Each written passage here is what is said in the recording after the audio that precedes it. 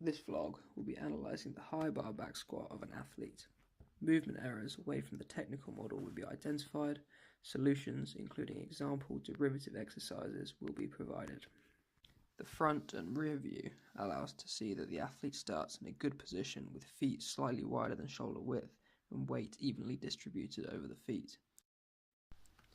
The athlete's feet are turned slightly outwards, allowing them to achieve good depth, and their knees to remain aligned with the big toe throughout the descent and ascent phases of the squat.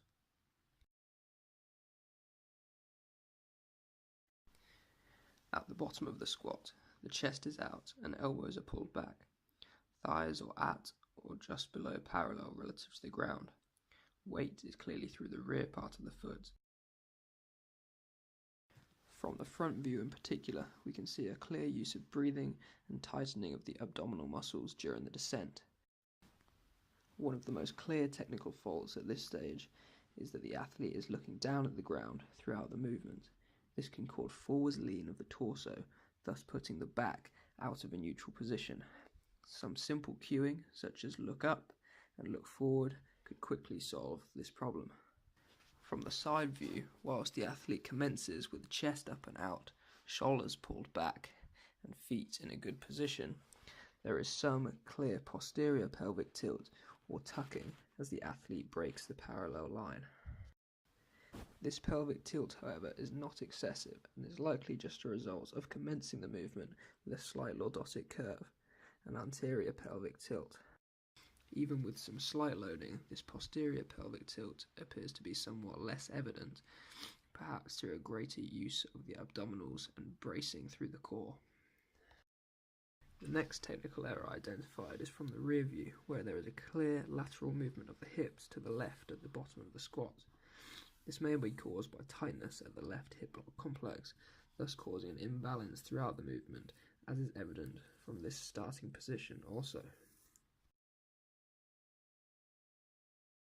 This tightness is also displayed from a side view, where a lack of full hip extension at the start and finish of the movement is evident.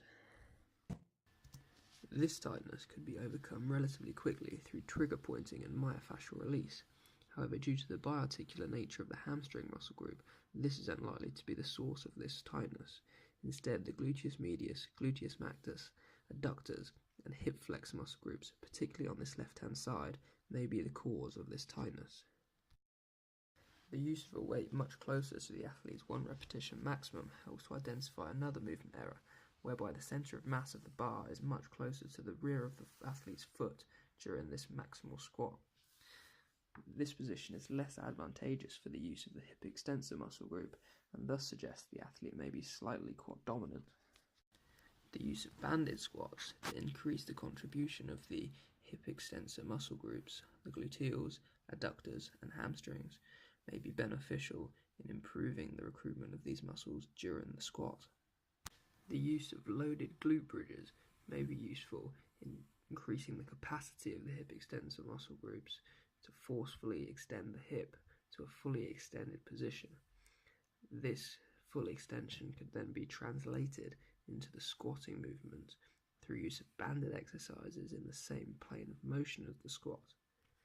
This could then be progressed to the squat itself, using a banded resistance in the sagittal plane to train the movement skill of fully extending the hips, thus increasing the utilization of the hip extensor muscle group.